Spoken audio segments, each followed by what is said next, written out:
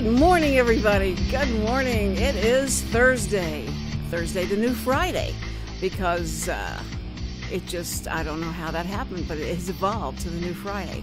You're listening to the Cindy Cochran Show. It's the best way to get the weekend started. And, because now that a lot of the movies come out on Thursday, it's kind of like getting the weekend started, because at least you can go get to see the movies in front of all the teenagers and school children. And there's nothing out there. Here's the problem, is that the only new thing that I see on the Grand Theater in Willis, around where I live, is God Is Not Dead 2. They couldn't, I think, fully prove it the first time. So the sequel is God's Not Dead 2. So I don't know. I think this is like a once and for all. We're going to prove that God is not dead, and it's it. That's the only thing out. And I enjoyed the first one. It was great. It was very inspirational. It was a lot of fact finding that they did to be able to come up with a lot of reasons that people couldn't refute. That there is a God, and God is alive, and He's not dead. So I don't know how you stand on it, which way you stand on it. Richard's coming up to the microphone. Now, I always wonder why people who make movies or any type of intellectual properties decide just to capitalize on a brand where it just doesn't make sense. Like God's brand? God's Not Dead 2. Mm-hmm. Like, I feel that title. Like, when I saw the trailer for it, I hope you see this trailer. I hope, actually, we should play it one day, because it sounds like a parody. Oh, I would love to. It really does. Like, maybe you could find it before we leave. It really sounds like a parody, and I remember watching it and going, all right, I know the Kevin Sorbo movie was trying to be a serious movie. I get that. It was kind of ridiculous. The acting was a little overdone. Mm-hmm. But this movie straight up looks like Scary Movie 4. Like, it's just Lifetime movie all over it. Well, and I'm like, why would they call it God's Not Dead 2? Why don't they make up some other title? Yeah, I agree. And say brought to you by the people who made God's Not Dead. Yeah, because it's exactly right. Because that gives it a lot more credence than what they're doing now. And to try and piggyback from the first one, and because it does seem like, okay, we didn't answer that question, and so we're going to answer it this time. This time we're going to answer it. Oh, yeah, it's so strange. Certain Hollywood movies just decide to jump on that kind of stuff, and it's almost like you take a script, replace the title, and see if the script still stands. Right. And if it does, you name it something else. And who else does that? Songwriters and the musicians. And when a song hits, the next one that comes out is so close to it. I think I'm listening to that song, and then all of a sudden he says some other words that weren't there. It's like the I Can't Feel My Face When I'm With You. He's got a new song out that I could sing I Can't Feel My Face When I'm Without You through the whole thing, because it's the exact same progression and all that. So and also with reboots are the same. Like when they reboot a movie, I'm like, man, this, they could have just named it something else and it would have been a lot better. Yeah. I felt that way about 21 Jump Street when they released those movies, and 22 Jump Street. I'm like, they could have called this something else, and it could have just been just as good. Yeah, but they were going after the 80s kids for the nostalgia. Yeah, but it had nothing to do with 21 Jump Street. No. Like, the core of it did. Oh, they went back to high school. Mm-hmm. But, I mean, like, the actual meaning behind 21 Jump Street, like, 21 Jump Street to me was a real serious TV show. Mm-hmm. And it had some good episodes it's like after-school programming kind of thing. Like, you learn a lesson today? Yeah, watch 21 Jump Street, because you'll learn about racial issues, and you'll learn about tolerance and things like that, because they have episodes like that. Right. And then when I watched that movie, I was like, this is just a bunch of inappropriate jokes and gags. Because they're trying to pull that genre, those people, those kids. So they could have called it something else. Yeah. So God's Not Dead 2, what would you name it? After listening to the trailer. You gotta be dramatic about it. I would call it Persecution from the PTA. That's what I would call it. Or PTO. I guess a parent teacher role. Yeah, that's right. Organization. But here's what we'll do. We'll play the trailer. I'm looking it up. Okay, and we'll play here's what we do, everybody. We'll play the trailer, and then we're going to give it a new title. And if you have an idea of what the title might be. I mean, Richard and I will have our own opinion, but if you want to express your opinion on what they should have called it, you can call in at 936-647-3776. I think this is the one. I think I got it loaded. So if you're ready. Oh, yeah. Let's play it now. If you're ready. All right, here we go. All right. Turn it up a little bit. Okay. All right, here we go. In this day and age, people seem to forget that the most basic human right of all is the right to believe. Free shall free! Free shall free! No prayers, no moments of silence, nothing. Think of the other children out there who are subjected to their repressive belief system. If we sit by and do nothing, the pressure that we're feeling today will mean persecution tomorrow. We're at war. What makes nonviolence so radical is its unwavering commitment to a nonviolent approach. Isn't that sort of like what Jesus meant when he said that we should love our enemies? Yes, you have heard it said, love your neighbor and hate your enemy. But I tell you, love your enemies and pray for those who persecute you. One of your students sent a text to their parents. Did this happen? If you're asking whether I responded to a student's question, yes. And your answer incorporated the words of Jesus. What were you thinking, Grace? The Tholies are asking that you be fired, plus revocation of your teaching certificate. How do we make this go away and not get blood on our hands? We let the ACLU do it. We're going to prove once and for all that God is dead. No order in the matter of Thawley versus Wesley. Mr. Kane will insist faith isn't on trial here. But that is exactly what is on trial. You're looking to prove that Jesus Christ existed? Oh, that's ridiculous. I hate what people like your clients stand for and what they're doing to our society. You're under arrest. These people, they're looking to destroy you. Everyone's telling me to stay out of it. What is your heart telling you to do? I would rather stand with God and be judged by the world than stand with the world and be judged by God. I am not going to be afraid to say the name Jesus.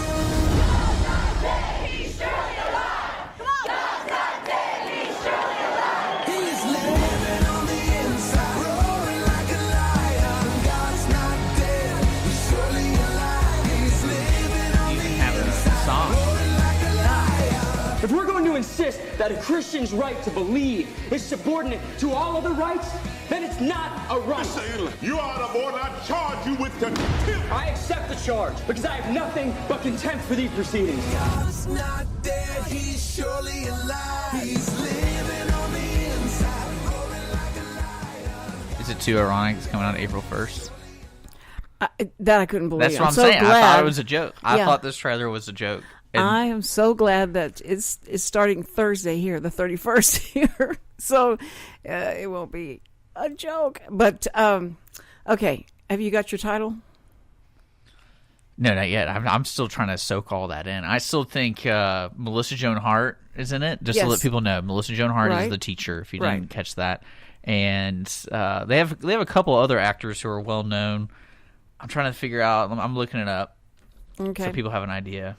Well, I'm excited that audibly it was great until that one lady says, "What were you thinking, Grace?" Oh, why did they do that? But I like the trailer. The trailer was all right. It has other actors, like the guy who is the attorney against them is Ray Wise, and you know him from like Twin Peaks, RoboCop.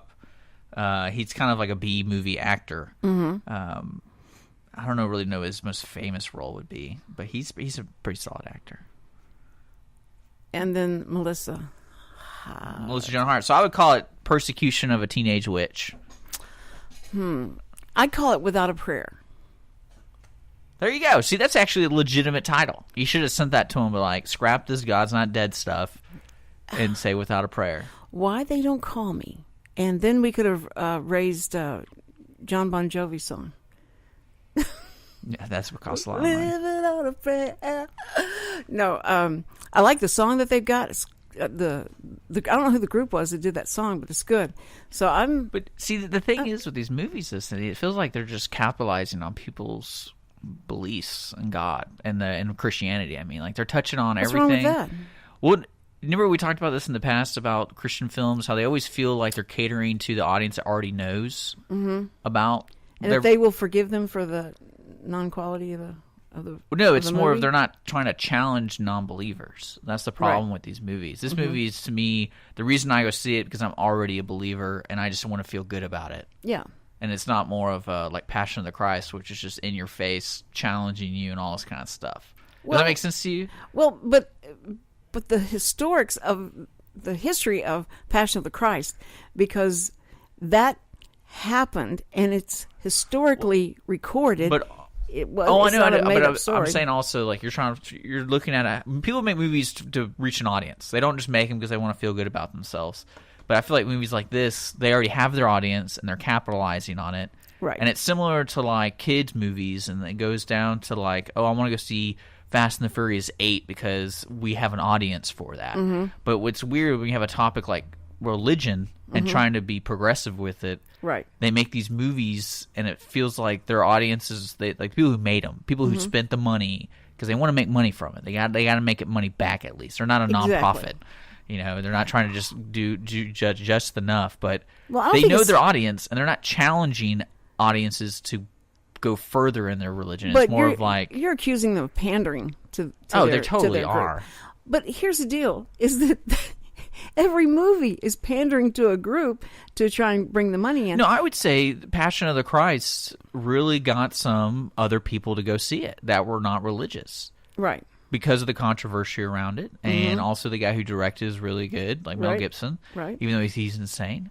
But, you know, that to me, you're certain movies out there that challenge people, and it's like, oh, hey, especially documentaries are always challenged. Documentaries are pandering like no other, but, you know, with movies like this, I feel like it's just people who the audience who's going to go see it are people who already believe, and it's just kind of like, well, what's the point of the movie if I already believe? What challenging is that? Yeah, but don't you think that they, you know, when the guy was supposed to call in the show because of a friend of mine is good friends with him, and she talked to him and says, would you call into her show and talk to her? And then I talked to him on the phone, and we never got to make him get him on the show, because I had a lot of questions about how he wrote this and why he said that. We had a caller. Call back, because I kept talking. I'm sorry. All right. Anyway, so I think that it's going to be interesting when somebody says God is not dead, that those people who believe he's dead are going to go see it to see how they're going to prove what they believe is wrong. So that's I think it still is controversial in the way. Well, that was the issue with the first one, Kevin Sorbo. Right. That's what people complained about it, where the situation they create to make this announcement like, "Oh, God's not dead," it didn't really fit in the normal world sense. Right. So. Well, it has God's dead, and then they splatted on there not. And so people were confused, like, well, are you saying he is or he's not, or what? You know, what was going to be the movie about? So it had interest and it had intrigue. People would come, whether they're believers or not believers. This one, though, we know what it's. You know, we got it. I can already predict the end. Basically, she's not going to get in trouble, but nothing's really changed because there's a separation of church and state, in this government. So it's just kind of like, oh. Well, I want to see because what she said. If that's the scene of what she broke the rules, that's not breaking. To me, that's like, come on, like she was responding to because you can respond to any religion that has that kind of mentality, especially if that's a class of open discussion. That's exactly right. I mean, and especially today when they're teaching in the Muslim prayer, you know, you go like, wait, what are you teaching? Why are you teaching them that? And parents are going like, wait a minute, you don't let them pray in school, but you're going to teach them the Muslim prayer. Doesn't make sense. Where does that happen? I don't know the state. I'll find it out to let you know. But they did that, and the parents went crazy. Listen, caller, please try and call back. I'm sorry, I talked right through you. But anyway, we'll keep this discussion up. We've got so much to talk about, so much has been happening. So please don't go away. You're listening to The Cindy Cochran Show. The Cindy Cochran Show, the first daily talk show serving Montgomery County.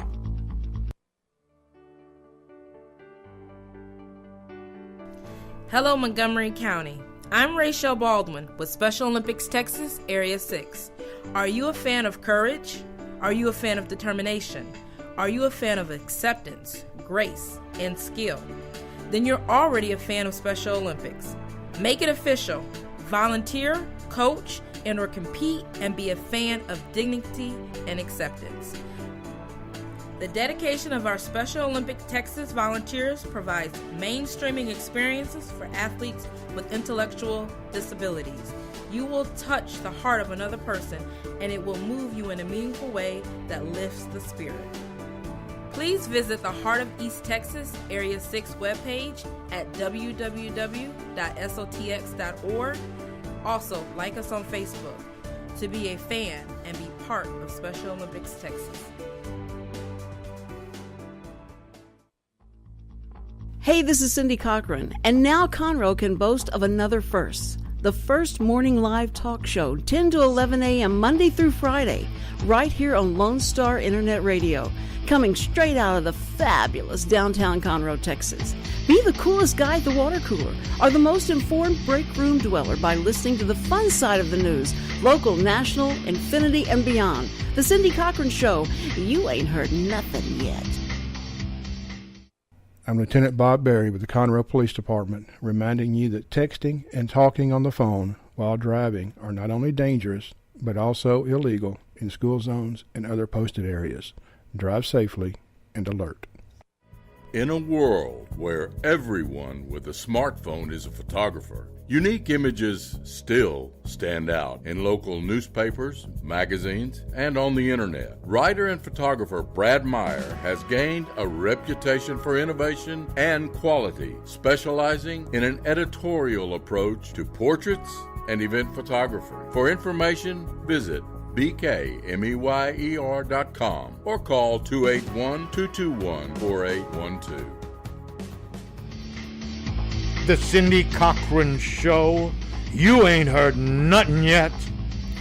Boy, you're so right. There's so much to say, so much to talk about today. A lot of things going on in the news. And I appreciate you listening to the Cindy Cochran Show. We're here every morning, 10 to 11. And if you miss us, we have archives. And you can go to YouTube and search the Cindy Cochran Show, or you can go to SoundCloud.com, search the Cindy Cochran Show, or go to IR Lone Star Community Radio, and we're there. And you can Google us. It's so fun to say you can be Googled now. That's just so much legitimacy there. You know, listen, we've been talking about the movie God's Not Dead 2 that's coming out. So I hope everybody goes to see it. We've renamed it. We've renamed it Without a Prayer. We feel like they shouldn't have tried to do a sequel to, this, but it has a feel to me, listening to the trailer, of a inherit the win, type of thing, that they're going to go to court now and they're going to try and solve this in court. Or like the Christmas movie where they're trying to prove that Santa is not real. And so I think they're going to, it's going to be a great movie, because I believe in listening to the trailer. It's got some really good stuff in it, and I hope that, people go and see it and go like, well, maybe I should be thinking about this twice. That would be good. Do you think a movie like that might convert someone, Richard, or do you feel like, nah, it's just the choir's going to go? Like God's Not Dead? Yeah. I think it's just pandering to those folks. So you think it's the people that want to see it are going to go see it, and they believe it, and they'll have a good time and enjoy the beatdown of the people who are trying to prove that God is dead, right? Well, it's also the guy who directed it, directed God's Not Dead, so I feel like it's going to be very, very similar to that movie. Okay. Oh, great, Richard. We've got a caller. I'm so excited. Did you call back, caller? Caller, what is your name and what's your question? They don't like you. They keep hanging up. What is the deal? Let's call them. Can we star 69? That would be fun. Okay, caller, please try again. We do want to talk to you. We love to have callers, and anybody wants to. You can disagree with me, you can agree with me, or you have a brand new idea about it, or you may have, a new title for the movie God's Not Dead 2. But other things are happening. Listen, I truly believe that Donald Trump last night on CNN's The Town Talk, while he was talking to Chris Matthews, must have had one of those note to self: never be allowed to be interviewed by Chris Matthews. Number 2, don't answer what if questions. That what big IF question is killer. And this is what the people in these shows love to do, and especially Chris Matthews, because once he's got you, once he sees any inkling of weakening in your weakening in the look of your face, or thinking, wait a minute, let me think about this. He sees that, he's just like one of those little teeny yap dogs that grab hold and he's not going to let go. So he kept pushing and pushing Donald Trump on the what if question. Congress and the Senate and the whole administration reverses the rule on abortion. They overturn Roe versus Wade, and now it is a criminal act to have an abortion. If that happens, Mr. Trump, then what kind of, what should come of that? What kind of punishment should that hold with it?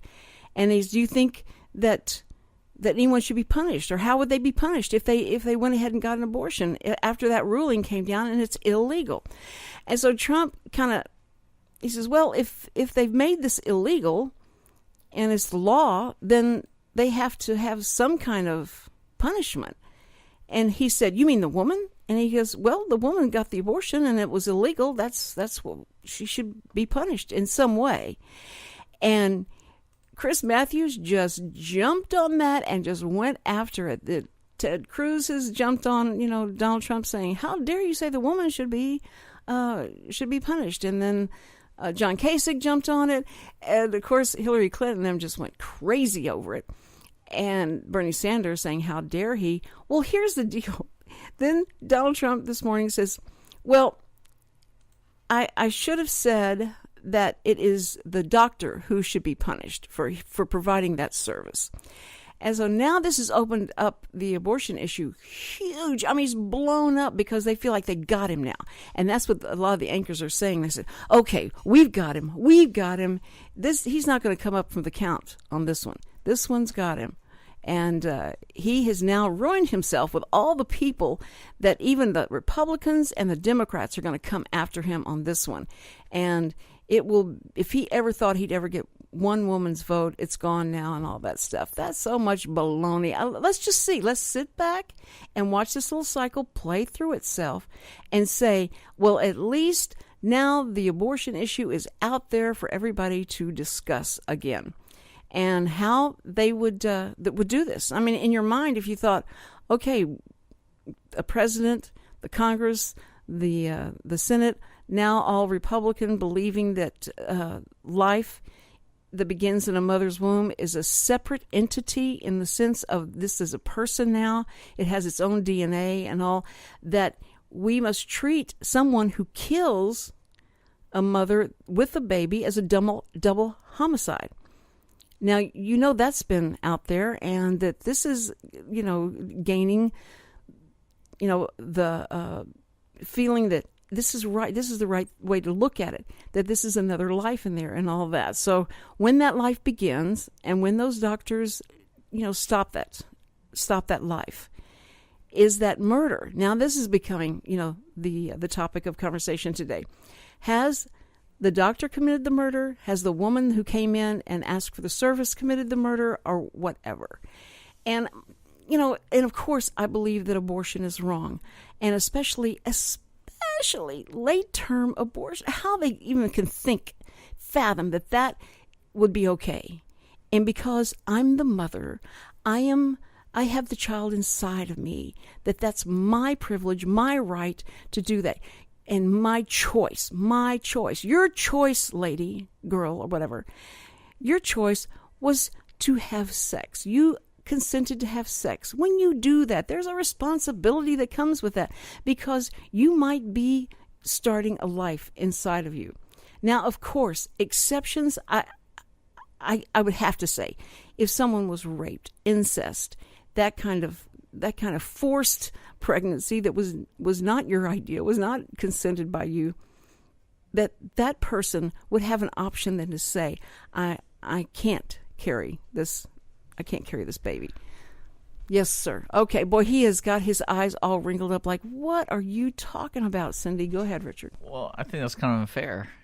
How is it unfair? Well, because are you arguing that when you're conceiving a child that it's a person?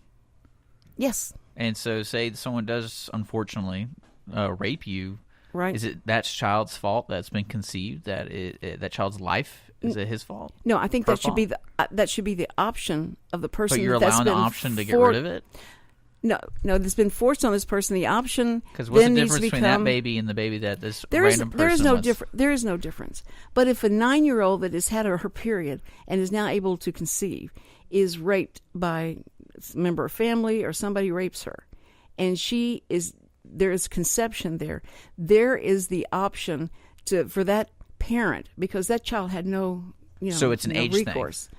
No, not an age thing. I'm you just said talking 9. about force. So what happens if you're 30 and it happens? No, you said is the baby still it doesn't baby's life, should that 9-year-old carry it because of the baby's life? But I'm just saying that with exceptions, I'm going to say with exceptions, but I believe that the life is the life. The only exception reasonably is if the baby's life is in danger of a pregnancy because of the defects or problems it has at birth, or the mother. Because sometimes it'll still happen where a baby's going to kill the mother. Right. So those are the only exceptions I can really understand that are absolute. Well, but when you say a 9-year-old, what's the difference from a 9-year-old and a 30-year-old? You don't see that difference. I think it's a horrible act both ways, and they're both equal. I think rape's horrible. I just said to you, the 30-year-old may decide because of her faith or whatever that she does not want to get rid of this baby, regardless of how it was conceived. That's her decision. A 9-year-old can't make that decision. And so so it's an age parents, thing. That's why I said so it's an age thing. No, I said that the 30-year-old still would have the option if she wanted to get rid of the baby because it was not her. It was not her. So would this require you to file a police report to be qualified? What are you talking about? Well, say that's the law. So that's where Donald Trump's position. Yeah, that's the law. No. And they I could have my girlfriend got pregnant. I'd be like, hey, just say you got raped.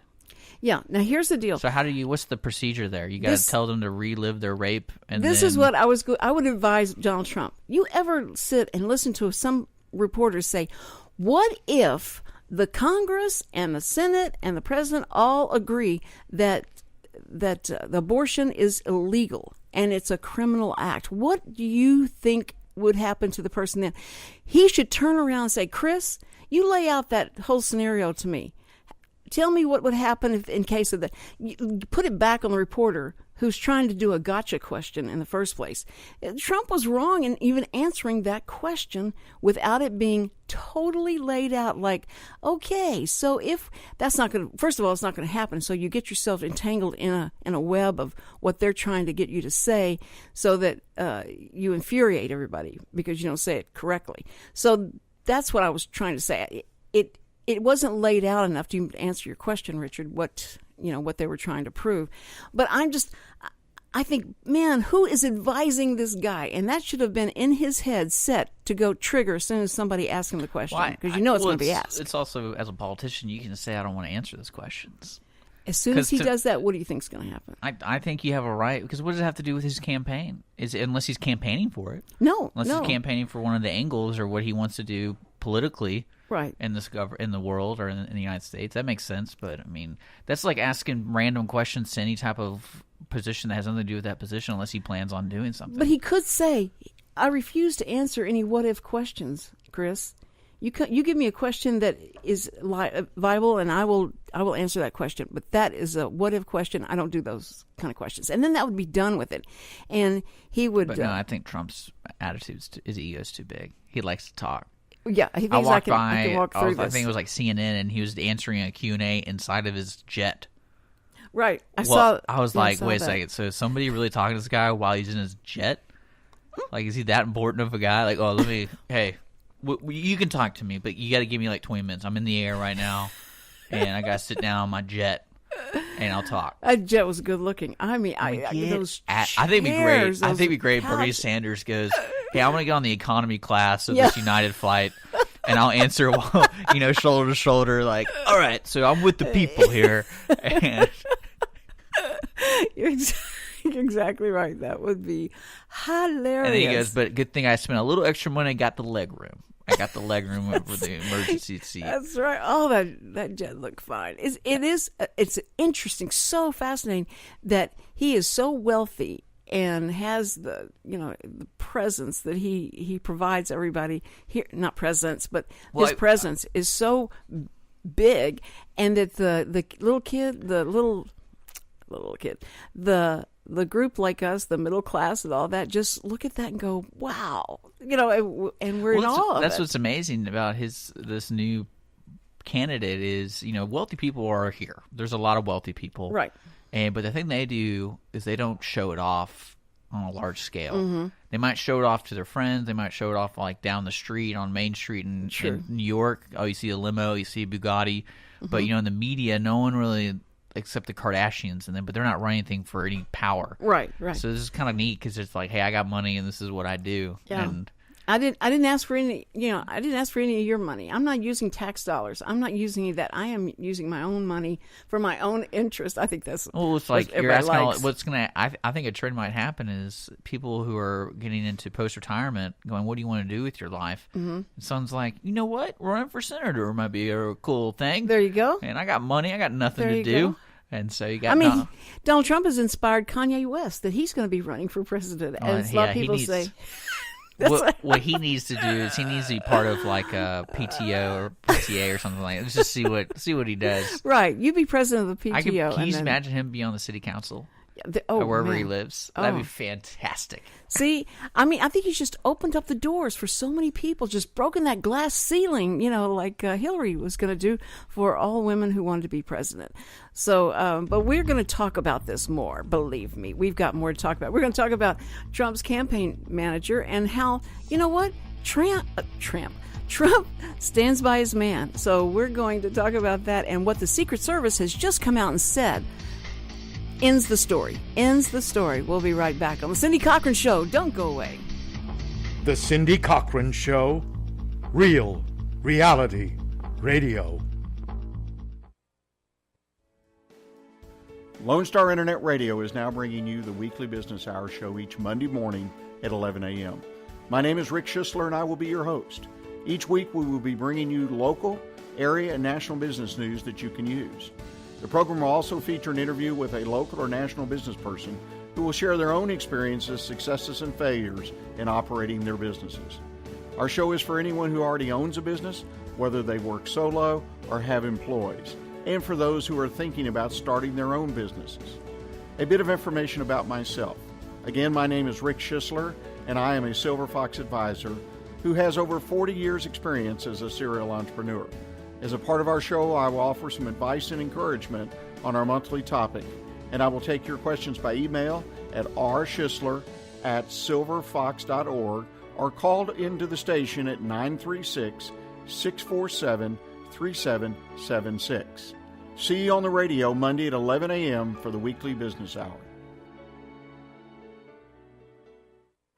In a world where everyone with a smartphone is a photographer, unique images still stand out in local newspapers, magazines, and on the internet. Writer and photographer Brad Meyer has gained a reputation for innovation and quality, specializing in an editorial approach to portraits and event photography. For information, visit bkmeyer.com or call 281-221-4812.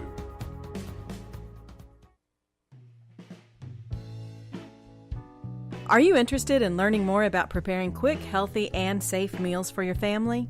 Would you like to spend time with others learning tips and tricks, along with practicing and tasting nutritious food? If so, the On the Road to Healthy Living Mobile Cooking School is for you.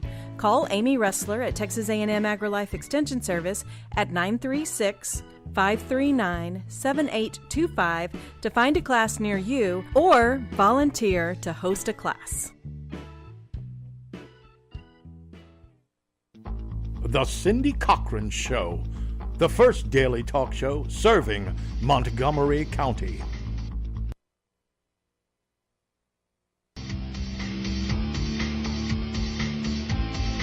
And we're back on the Cindy Cochran Show. This is what I love. I love that every day something happens different that we can talk about, and it be, I mean, to me, it's fascinating. I understand everybody's not going to like it and all that. And I love having guests on. I love having guests and talking about things that are happening, in our community, in the world, and all that. But I'm telling you, the Kardashian side of politics, people that are doing things and just becoming so well known, and they're like rock stars in the political realm. Because I remember the first time after I had been listening and watching and really got in tune with the news and who is serving our country and all that. And I went to Washington, my first trip to Washington. Wow, it was so amazing to look at these buildings, the architecture, the history behind that. Just was, I was overwhelmed. And to see people in the hallways when you go to tour the Capitol or tour the White House and all, was so, I go like, I know that person. I know that person. I see him all the time. And there's that person. Yeah. So it was so exciting to see these guys because I was watching them all the time. Now, I know, of course, that so many people, I'll start talking to people and they go like, well, I don't really follow politics. Like, I don't really follow, the Rolling Stones. I don't really follow that group, so they're nothing to me. But when you invest a lot into hearing how they talk, hearing the things that you see on commercial television, like ABC, NBC, and all that, you see these little clips of sound, and then you've watched and listened to C-SPAN, and that's not what they said, and that's not what they meant. Were we listening to the same person? And you start feeling like, man, I got to really be careful about just soaking in sound bites and feeling like that's it, or reading a headline and just assuming everything, about that headline. Because a lot of times, believe it or not, the press is not exactly all the way truthful with us. Amazing. The press has been more and more exposed to their agenda a lot of times, and that they do not report things because they all have a meeting, and before they decide what stories they're going to put out and all, and they decide the story, they see how that story will be impactful and all that. They have that kind of power, so that's what they're doing, and then they feed it to us. And then we are not the person who checked the sources. We're not the person who interviewed everybody or decided not to interview some people. And we are the ones who sit there and just eat that up and go like, that's got to be the truth. It was in print. Why would they lie to us? And then you have President Obama coming out. I think it was yesterday or a couple of days ago that he came out and started lecturing the press and about how they have been so soft on on Trump. They've been so soft on Trump. And they are the ones that have created Trump. He was accusing it was the press. But Mr. Obama, could it have been that you take some culpability in this and realize that for 8 years you have created an environment that has allowed someone like Trump to come in and people say, yes, this is who we want. We want somebody that tells us like it is and that will tell us the truth. I don't care what he says outside of the fact that he wants to keep us secure.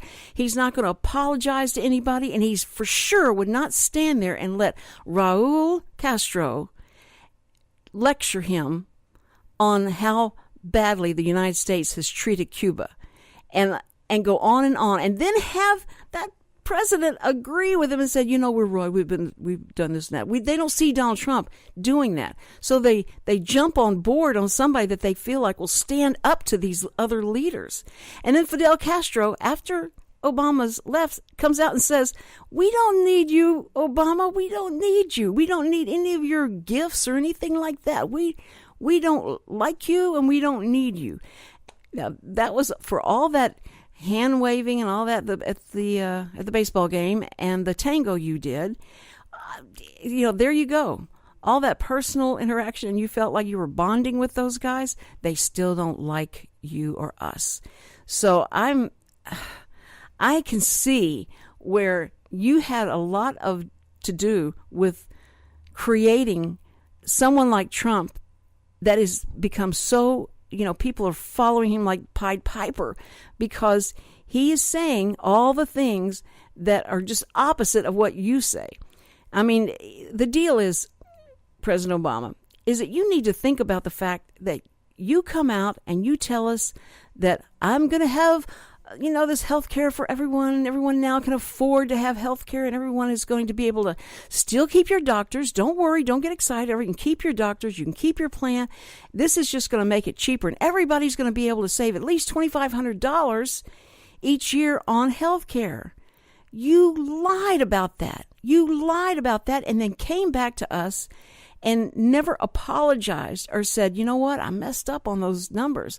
I messed up on who was deciding how we were going to put this out to for you to be able to come to our website, and it failed miserably. You never took responsibility for that. You did not. You just kept lying to us about it. The IRS, all the things that went on, Benghazi, the whole thing. You acted as surprised as anybody else. You said, well, I just heard about it like you did. I just heard about this in the news. How many times they could take clips of you saying that so many times. I'm going like, what's wrong with this guy? Why is he just finding out about it? He's the president of the United States. Nobody told him first, and then the press came out with it. Just amazing. And so you have no room until you do some mea culpa, and say, I was wrong in this. I should have done this, and I'm sorry about this, or something, for us to say, we're going to take what you say at your word. Can't do it. And you have, there you had Hillary Clinton, trying to walk in your shadow now, and trying to embrace your administration. How is that going to help us in any way? We've got to have someone who says, I would never let somebody do this. That we're going to believe everything he says, because we haven't, he hasn't been put to the test to lie to us, because we feel like anybody that says the things he says, I can't imagine this guy lying, because everything he says can be outrageous. Yes. But he has something about the way that he's letting people know this is how he feels, and people go, that's just how I feel. That's just how I feel. It's like Rush Limbaugh when he first came out, and the big thing that, the signs we put in our car saying, Rush is right. Rush is right. And because he was talking for us, he was saying something that we believed, and everybody's so afraid to say these things. So it's fascinating to watch the attraction and the loyalty these people have to Trump as well. So this is where, this whole election process and the failure of the people that we sent and just, blew everybody's mind in the liberal world that the conservatives could take over the House and the Senate. And those guys we sent did not do what they said they would. And if their frustration because Obama would not pass any of the bills, they should have been passing bills. They should have been sending to him. And if he vetoed them, he vetoed them. And watch where, the real bottleneck was.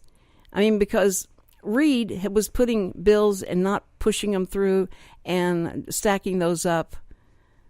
But then when we got into power, Mitch McConnell and all those guys should have been pushing things through, so that exposed Obama for there's where the problem is that he cannot negotiate a deal to be able to, where both sides could be happy for it.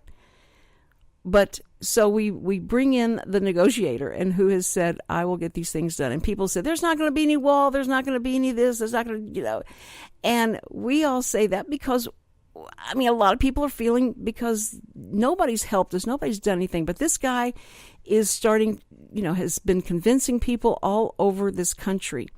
And so now they're going into this last, the last leg of the primaries, where he's got to go through Wisconsin, which he may lose to Cruz. But if he doesn't, then he is really on the path to go ahead and get the nomination through having the most delegates. And then GOP, you say that there may be a contested convention and that you're still trying to take him down. You're going to just mess with so many people's minds, and there's going to be a new party, and your letters are not going to be a part of it. There will be no acronym for GOP. It's going to be a new party. If you do not come to your senses and let the people speak, for crying out loud. These people that stood in line for hours and in the cold and the rain, you have got to let them speak and their voice be heard, because then all the times you're going to try and get them back to vote, try and get back into the system, not going to happen. It's not going to happen. Everybody's just going to give up. So you have got to come to your senses. Somebody that knows somebody, please do that. Hey, we got a phone call. Hang on just a minute. Let's see. Phone caller, what is your name? Bernie Sanders. Well, yeah. You know what, You do go on, man. You should have guests on. You should have people on to talk to, because when they turn you loose, you just go on and on and on. Oh my, how much is Trump paying you for all this political stuff you're spitting out? Absolutely nothing. I'm so upset. But see, you're not of the Republican ilk. So I'm mad at our system. You're just opinionated. You're just so opinionated. You're like the most opinionated talk show on the radio. I just swear, you're worse than Rush Limbaugh or one of those guys. Yeah. You're just blah, blah, blah, blah, blah.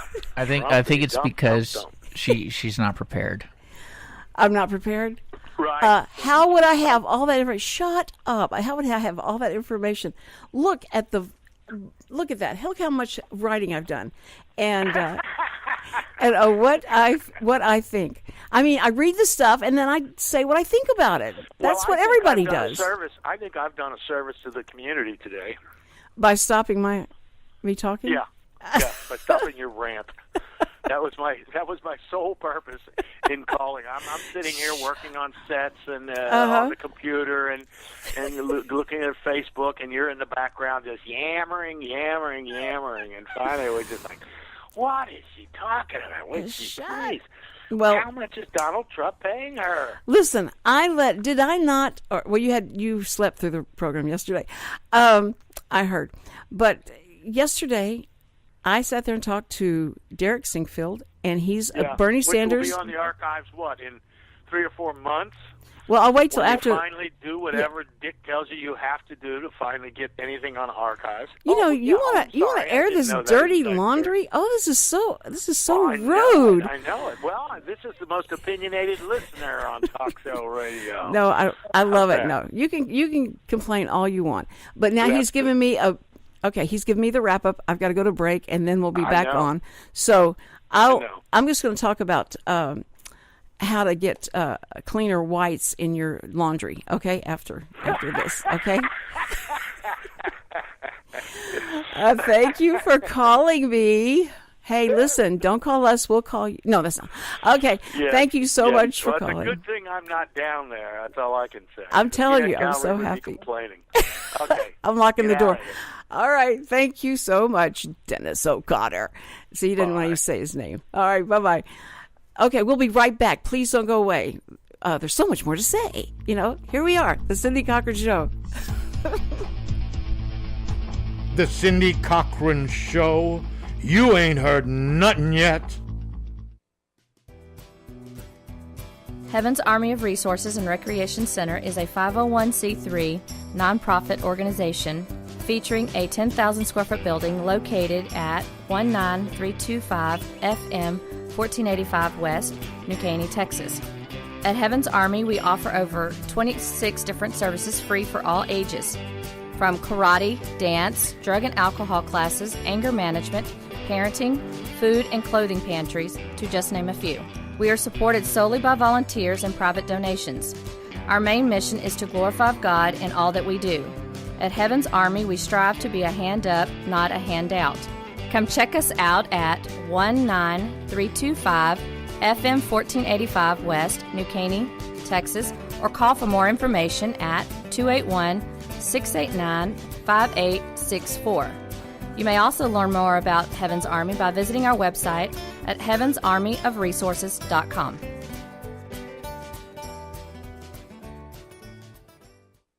Howdy, folks. Cable Smith, host of the Lone Star Outdoor Show, inviting you to join me Saturday mornings from 7 to 8 on Lone Star Internet Radio, for Texas' premier hunting, fishing, and outdoor talk show. So pour yourself another cup of coffee and pull up that stool a little closer to the old campfire, because if you can catch it or kill it in Texas, we're going to talk about it. That's right. Bucks and ducks, gobblers, monster bass, redfish, trout, and a whole lot more. Plus, you never know what outdoor celebrity is going to drop by, from Phil the Duck Commander Robertson to fishing legend Bill Dance or everybody's favorite uncle Ted Nugent. Heck, we might even mix in an interview and hear some brand spanking new Texas music from one of your favorite Texas musicians like Robert Earl Keen, Brandon Ryder, or the honky-tonk kid himself, Aaron Watson. Loved or hated but never ignored, it's the Lone Star Outdoors Show with me, Cable Smith, Saturday mornings from 7 to 8 right here on Lone Star Internet Radio on irlonestar.com. The Cindy Cochran Show, the most opinionated talk show on radio.